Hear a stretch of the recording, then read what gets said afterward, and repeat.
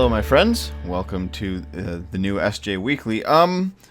This one's gonna kind of fly by fast because my time today is very limited. In fact, my coffee from this morning has already gone cold, unfortunately.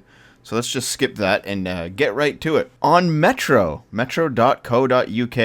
police are very close to losing the streets, top officer admits. A top police officer has warned we are very close to losing the streets as government funding cuts continue to bite. Now, I know that at least 50% of the United Kingdom's police force budget is devoted to social media patrolling, but that stuff is absolutely essential. There's no way we would ever pull resources and money off of that to actually patrol the streets of the nation. Sergeant Simon Kempton, Operation Policing Lead for the Police Federation, blamed a fall in officer numbers for being behind a rise in violent crime. He called on the government to focus protecting its citizens, and said the future looked bleak if officials continued their gross underfunding of the police service. Sergeant Kempton told Metro, "I think the first and last duty of any government is to protect its citizens. And if the budgets across government have to be constrained, difficult decisions need to be made. But keeping people safe, alive, and getting on top of criminality should absolutely be the top priority of this and any other government." His stark warning came just days after a top police chief claimed forces were at a breaking point following severe cuts to their budgets. And please keep in mind that the police that are on the streets are wasting their times doing stuff like this. Ken Marsh, chairman of the Metropolitan Police Federation, admitted the country's largest police force had run out of things to sell after it had been forced to sell off more than £1 billion worth of property over the past 6 years. What about this time next year when the budget's even smaller? Do we start to get rid of police officers? Figures have shown that 606 police stations have closed since 2010, leaving some cities, such as Bath and St. Albans, with no station at all. And oddly enough, this actually flies in the face of the far left's propensity to regulate everything. You know, when Sadiq Khan says we need to regulate knives, well, who's going to be the people to go out and actually regulate those knives? Because if you don't have a police force to do it, it's not going to happen. And that's not even the biggest problem. The biggest problem is the absolute rise in knife attacks that comes with having, one, a non-integrative population, and two, no police there to watch over the populace. Let's switch gears over to Sweden, where in their preschools, boys learn to dance and girls learn to yell. Something was wrong with the Penguins, the incoming class of toddlers at the Seafarers preschool in a wooded suburb south of Stockholm. The boys were clamorous and physical. They shouted and hit. The girls held up their arms and whimpered to be picked up. The group of 1- and 2-year-olds had, in other words, split along traditional gender lines, and at this school that is not okay. Well, there does seem to be something elemental in the human animal that has at least some level of a gender split, especially at this age, but as expected, a social justice education system would have to stamp that out. Their teachers cleared the room of cars and dolls. They put the boys in charge of the play kitchen. They made the girls practice shouting no. Then they decided to open a proper investigation, erecting video cameras in the classroom. Science may still be divided over whether gender differences are rooted in biology or culture, but many of Sweden's government-funded preschools are doing what they can to deconstruct them. Okay. One, I'm not sure if the science is completely divided anymore. I think that we might have landed in like a 60 biology, 40 culture. That sounds probably about right. However, it doesn't matter to these people, apparently. Whether it's biology or culture, it doesn't matter because Sweden's government-funded preschools want to deconstruct them. Even if it somehow turned out to be 100% biology, it's something that, according to social justice, needs deconstructing. State curriculum urges teachers and principals to embrace their roles as social engineers, requiring them to counteract traditional gender roles and gender patterns. It is normal in many Swedish preschools for teachers to avoid referring to their students' gender. Instead of boys and girls, they say friends or call children by name. Play is organized to prevent children from sorting themselves by gender.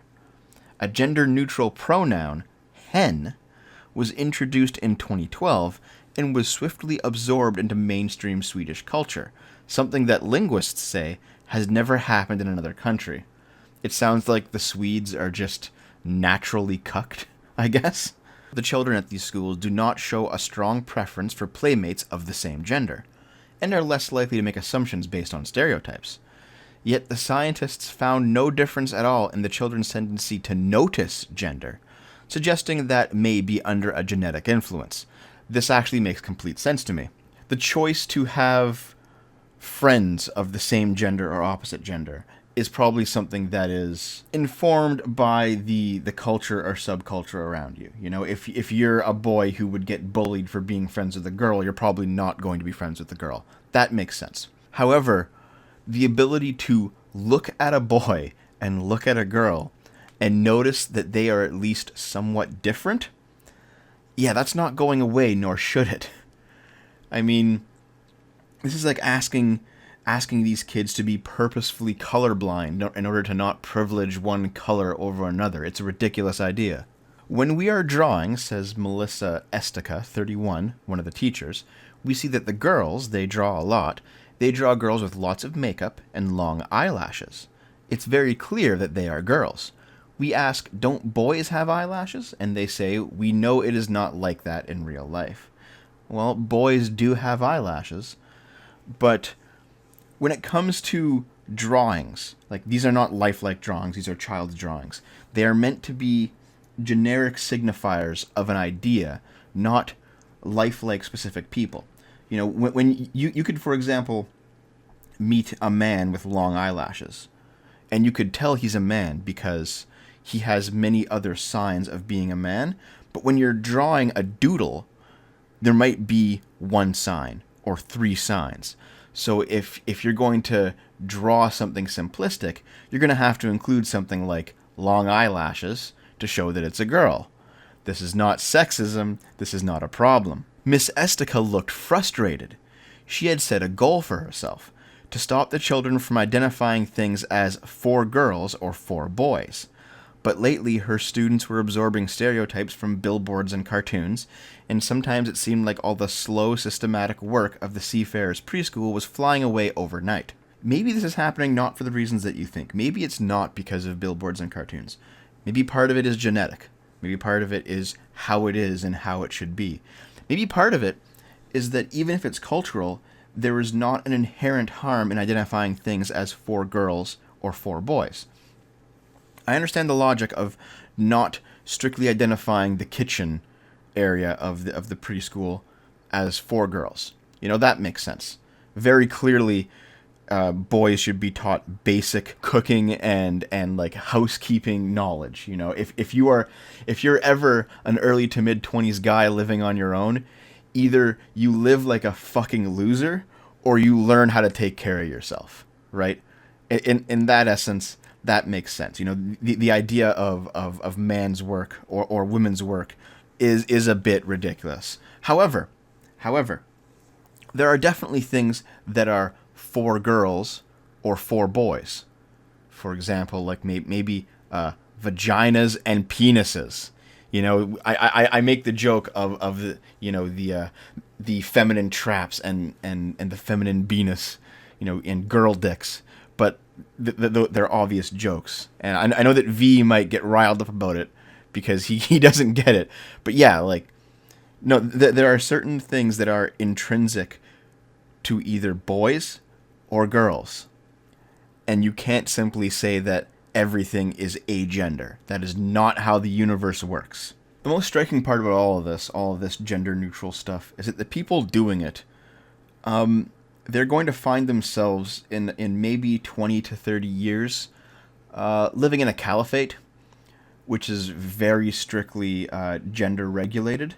And so all of this stuff is going to go completely out the window, because you're going to have little girls in hijabs, and you're going to have boys who are taught to beat them. All right? So, Sweden, if you want your ridiculous gendered ideas to continue into the future, you need to get a handle on your immigration, because These things are mutually exclusive. They're both insane. They are both the way that a liberal democracy should not be going, but they also don't work together.